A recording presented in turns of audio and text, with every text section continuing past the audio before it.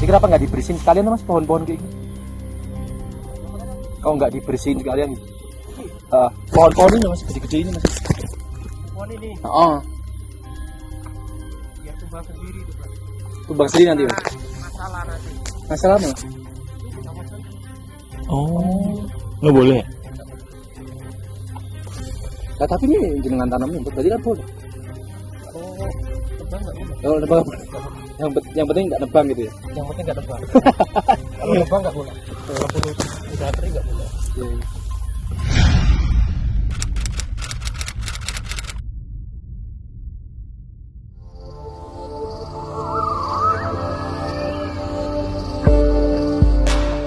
Gunung Kerinci, gunung dengan ketinggian 3.800 meter di atas permukaan laut ini tidak hanya menjadi gunung tertinggi di Pulau Sumatera. Ia adalah pesona bagi Taman Nasional Kerinci Seblat. Bagi para pendaki Gunung Kerinci, nama Pintu Rimba tidaklah asing. Saat melangkahkan kaki melewati Pintu Rimba, seolah kita sedang memasuki rimba hutan yang terjaga.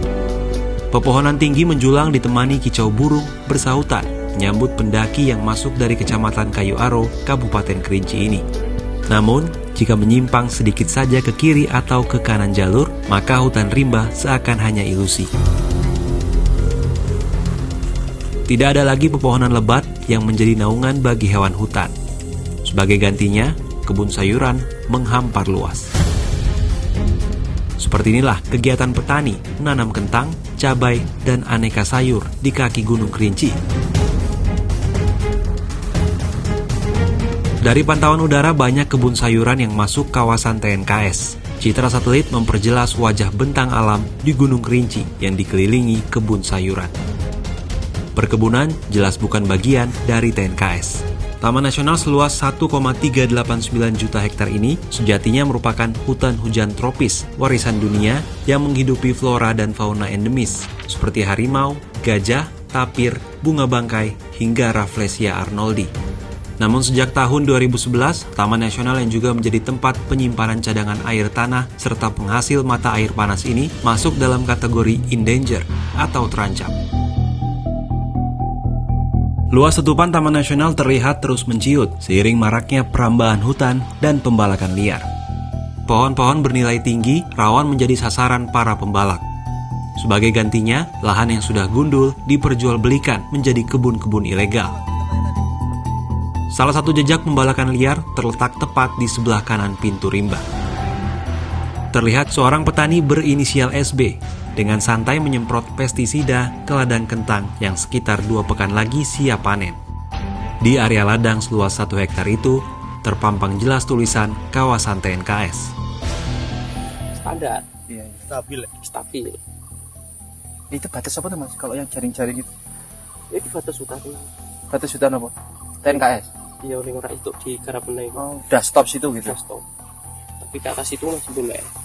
Ya nggak boleh sih. Tapi kita Ngeyel wae pokoknya ngono ya. ngejel wae.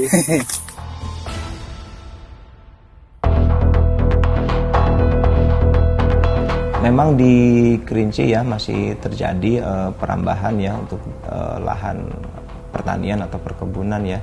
Upaya-upaya kita tentu saja untuk memulihkan itu ada namanya pemulihan ekosistem.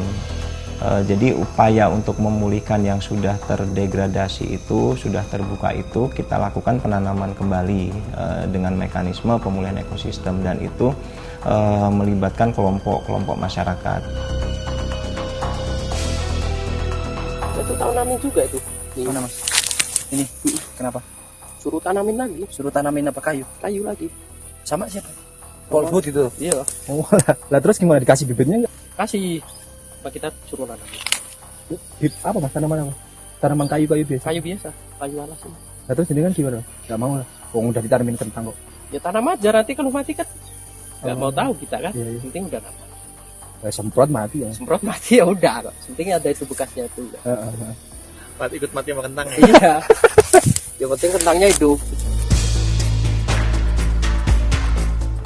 Ada hitungan sederhana di kalangan teman-teman kehutanan ya, yang juga dunia lingkungan lah gitu ya, bahwa tingkat keberhasilan penanaman pohon ya melalui reboisasi dan sebagainya itu rata-rata hanya 30%. Bahkan di beberapa tempat mendekati 100% gagalnya gitu. Kenapa? Karena banyak program karena terutama di kehutanan tuh sangat bangga ketika ada penanaman pohon kan gitu. Tapi kebanyakan setelah ditanam itu tidak ada pemeliharaan. Dan ketika tidak ada yang melihara, mati tanamannya.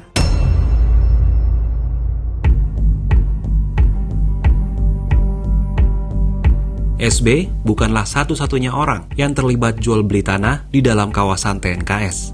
Meskipun regulasi jelas melarang, mereka yang ingin berkebun di tanah TNKS tinggal menyiapkan dana untuk mendapatkan lahan. SB mengatakan lahan di tempatnya bernilai 30 hingga 40 juta rupiah per 324 meter. Cara nanam di kono ya Pak. Masih dijual kan? Masih murah nggak Mas? Masih. Anggaran segitu. 10 juta, 10 juta, 15 juta. Tapi kan belum bersih kayak gini. Masih banyak pohonnya? Masih banyak. Oh, baru dibuka. Ngerintis lagi lah. Ngerintis lagi. Wangel Mas lagi Mas. Wangel. Akar tok isi Akar semua ya? Akar. Ya akar pohon iki. Ngerintis meneh. Notoi kayu meneh. Tapi lebih murah ya? Lebih murah. Ya, buka villa ya. Kerjain dulu. Malam. Kenapa kamu? Siangnya Ketahuan. Parani petugas.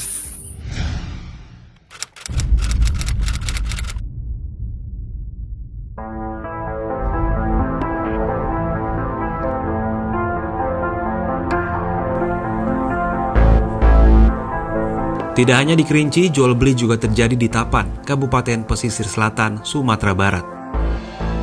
6 bulan lalu, seorang pria penjual durian berinisial B membeli lahan seluas 1,5 hektar dengan harga 5 juta rupiah di sebelah utara. Itu udah dibuka begitu? Apa belum? Abang membuka sendiri? Udah dibuka. Udah dibuka, dan tuh ditumbuk lagi Bang. Itunya semak apa? lagi itu? Semak lagi. Baru abang buka semaknya. Karena opuh kata orang sini Bang. Oh, Rencana mau tanamnya apa tuh? Kulit Bang. kulit kayu manis. Kayu manis. Kopi udah tanam tuh Bang. Udah ditanam. Aku kan baru sini Bang. Baru Bang. Kan baru kan nggak ada lahan Bang. Oh, makanya iya. dikasih lahan daripada di rumah aja kan. Berkebun itu ya. Kita kan untuk berkebun Bang. Berkebun Mereka aja. sini kan kita kan petani Bang. Iya. Kalau nggak petani gimana lagi Bang? Ia tidak tahu bahwa lahan tersebut masuk dalam kawasan TNKS karena tidak ada patok tanda batas wilayah. Selain itu, ia tidak memiliki sertifikat sebagai bukti sah kepemilikan lahan tersebut. Ia mengaku hanya diberi surat tanda bukti jual beli tanah oleh perambah. Balai Besar Taman Nasional Kerinci Seblat mengalami kesulitan mendapatkan bukti praktik ilegal jual beli di wilayah Taman Nasional ini. Ya, itu sedang kita dalami juga Mas ya, karena memang untuk proses hukum pembuktiannya kan buktinya tidak ada, bukti jual beli itu sudah terlanjur. Tentu saja ada mekanisme penyelesaian ya, dan salah satunya tentu saja kerjasama tadi.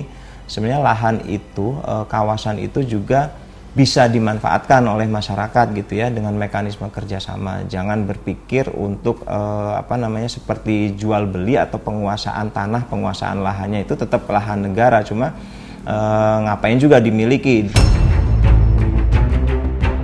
Perambahan selain memicu bencana alam, juga meningkatkan risiko konflik antara manusia dengan satwa. Seperti saat harimau ini mendekati ladang milik warga di Kayu Aro pada 10 Mei 2022.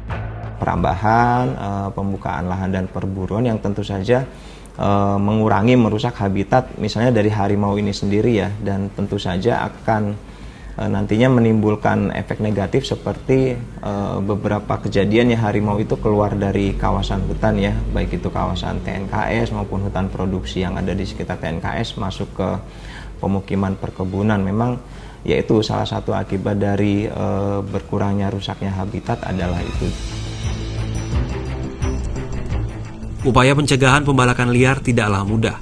Balai Besar TNKS merasa jumlah polisi kehutanan tidak sebanding dengan luas kawasan.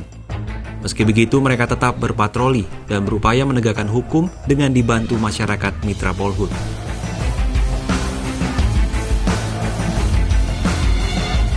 Semua pihak perlu dilibatkan bekerja sama guna menemukan solusi cerdas demi menyelamatkan TNKS.